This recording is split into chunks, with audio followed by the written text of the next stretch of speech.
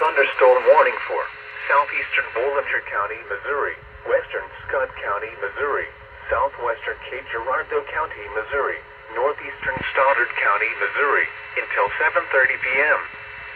At 6:39 p.m., severe thunderstorms were located along a line extending from Leopold to near Advance to near Bloomfield, moving east at 30 miles per hour.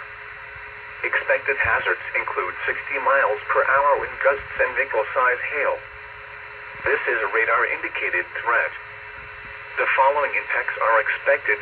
Expect damage to roofs, siding, and trees.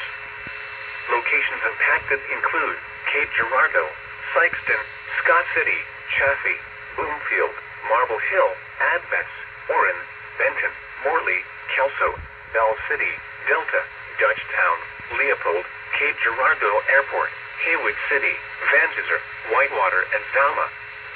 This includes Interstate 55 between mile markers 78 and 82 and between mile markers 91 and 96. Repeating, a severe thunderstorm warning has been issued until 7:30 p.m. for the following counties in Missouri: Bollinger, Cape Girardeau, Scott, and Stoddard.